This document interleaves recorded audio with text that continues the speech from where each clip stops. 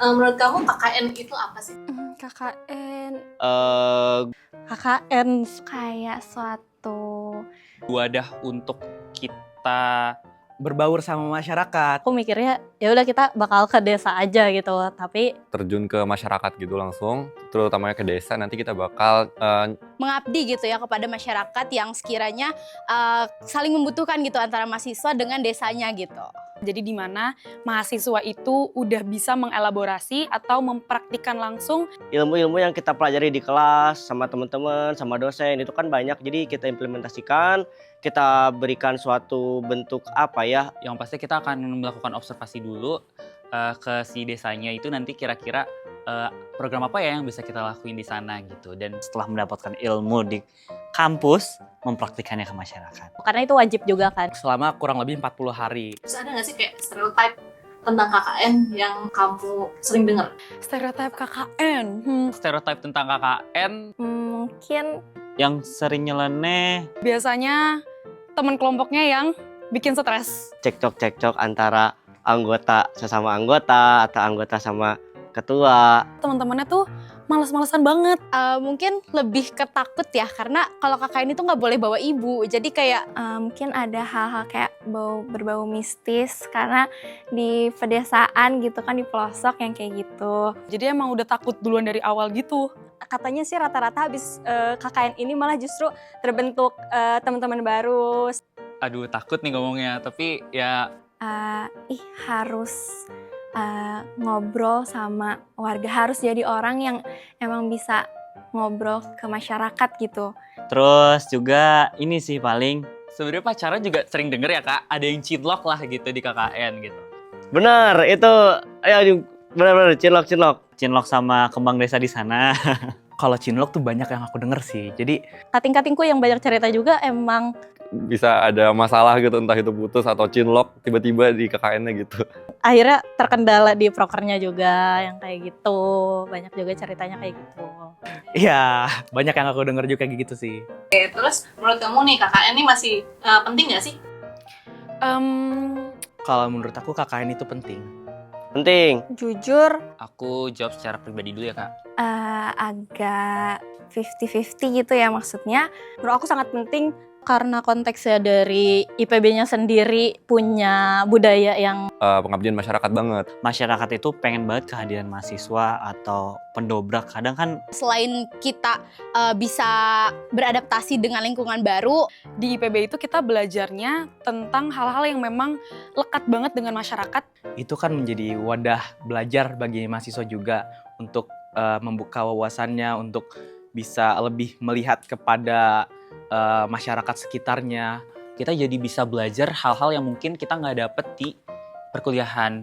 kita kan bermasyarakat dan mengenal lingkungan masyarakat, dimana nanti waktu kita kerja juga kayak ya kita harus bisa bersosialisasi dengan warga sekitar kayak gitu. Jadi persiapan mahasiswanya aja sih, dan penting atau enggaknya implementasi asli aja sih dari pembelajaran kitanya gitu. Kita yang akan nantinya setelah after kampus ini terjun ke masyarakat, menurut aku KKN ini penting. Terus ada nggak sih kekhawatiran atau ketakutan gitu yang ada di kepala kamu nih nanti pas lagi KKN? Ada banget. Jujur ada rasa takutnya itu pasti kali ya. aku khawatirnya kayak aku nggak bisa pup di tempat lain gitu, maksudnya nggak ada air, nggak ada listrik, jauh kemana-mana. Ada yang bucin, ada yang berantem, ketuanya nggak benar korlapnya. pernah aku keluar kota seminggu dan di seminggu itu aku nggak itu gitu. Sebetulnya karena berita-berita banyak yang beredar soal KKN akhir-akhir ini ya, tentang ya ada takut nggak diterima sama warganya atau takutnya kita ada salah kata atau salah perbuatan gitu di depan masyarakat. Gimana reaksi atau penerimaan dari masyarakat ke kita? Program yang dibuat itu nanti nggak tepat sasaran. Terkait teman-temannya nanti waktu di KKN, takutnya kurang matching gitu ya, karena belum terlalu kenal kan. Kita betul-betul diacak gitu kelompoknya. Nggak akrab sih sama teman-teman KKN-ku. Orang yang tidak sesuai ternyata, terus kerjanya bareng di KKN 40 hari apalagi kan. Dengan kelompok yang baru, keluarga yang baru, di tempat yang baru juga. Gitu, jadi jujur takut. Menurut kamu nih barang yang wajib kamu bawa nanti waktu pas KKN apa? Barang yang wajib dibawa saat KKN. Barang yang wajib dibawa Barang yang wajib aku bawa pas KKN itu Ini mostly pribadi ya kak?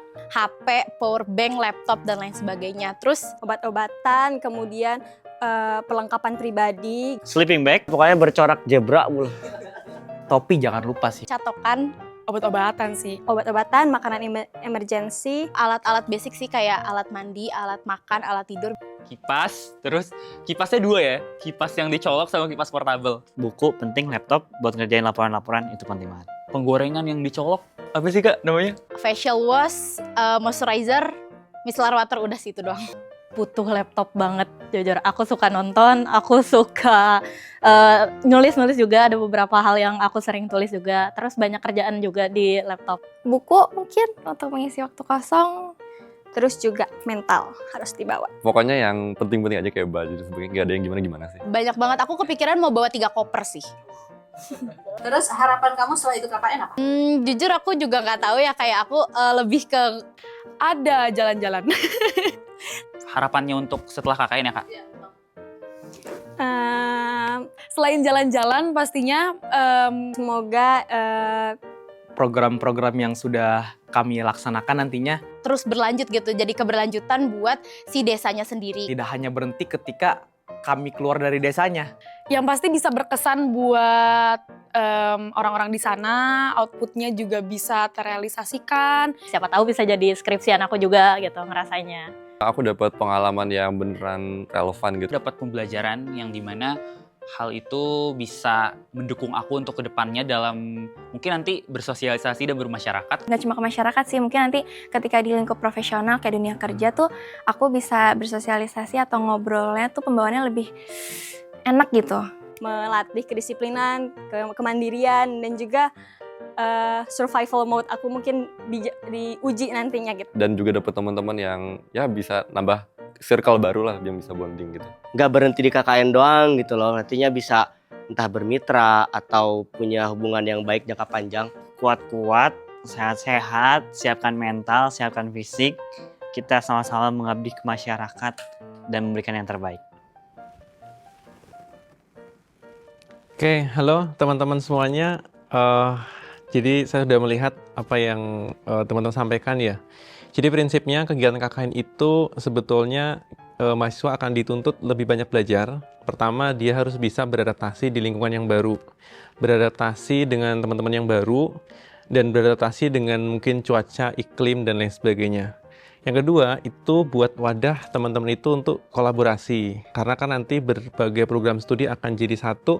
Jadi di sana akan muncul berbagai perspektif tentang suatu masalah, dan di situ adalah ajang untuk menyampaikan argumentasi, beradu argumentasi sehingga mencari solusi yang paling bagus. Gimana nih cara membawa dirinya itu biar bisa diterima di masyarakat? Kalau sudah dekat, teman-teman harus bisa meyakinkan bahwa program yang atau solusi yang mau dibawa itu betul-betul yang mereka butuhkan, ada solusi yang berkelanjutan.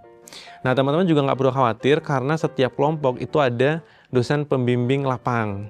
Nah, dosen pembimbing lapang ini fungsinya buat teman-teman untuk berkonsultasi. Jadi, kalau misalkan nih ada masalah dengan orang desa, ada masalah dengan masyarakat, mungkin susah buat komunikasi, susah buat pendekatan, teman-teman tidak sendiri karena ada dosen pendamping lapang yang akan membantu mengkomunikasikan ke mereka, membantu misalkan ada masalah yang di luar kemampuan teman-teman untuk mengatasinya. Jadi, nggak usah khawatir soal itu.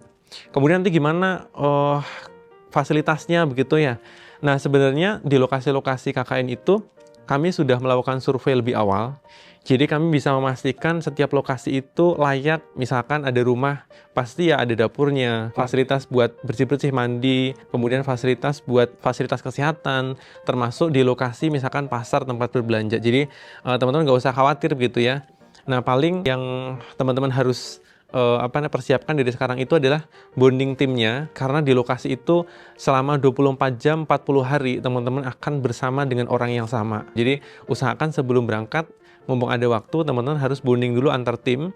Pastikan punya frekuensi yang sama, punya visi yang sama, punya tujuan yang sama juga ketika ke lapangan mau ngapain. Nah, setelah itu perkuat juga hubungan dengan DPL-nya, karena apapun yang terjadi di lapangan, teman-teman harus melapor kepada dosen pembimbing lapang. Nah, kemudian yang juga penting adalah minta doa restu ke orang tua. pamit ke orang tuanya bahwa ini kegiatan pengabdian dalam rangka untuk mengembangkan diri kita, karena prinsipnya kegiatan KKN itu mahasiswa dituntut lebih banyak dapat pembelajarannya dibandingkan lebih banyak melayani masyarakat. Jadi harapannya setelah KKN teman-teman itu bisa belajar negosiasi, kemudian bisa belajar kerjasama, habis itu belajar untuk menurunkan ego karena dalam tim ya, sehingga ketika ada perbedaan pendapat, ada perbedaan pandangan itu tidak langsung tersulut emosinya. Jadi semangat buat teman-teman yang mau KKN, jangan ragu, jangan cemas, tetap optimis. Nah insya Allah nanti dengan persiapan yang matang, kemudian berdoa dan minta restu ke orang tua serta bimbingan dari dosen, mudah-mudahan akan lancar dan bisa mendapatkan sesuatu yang mungkin selama ini teman-teman cari dan itu hanya ada didapatkan di KKN. Please banget KKN boleh bawa ibu, karena ibu paling penting di antara yang lain. Kayak ibu tuh penting banget deh, nggak ada yang lebih penting daripada ibu. Ada nggak pesan?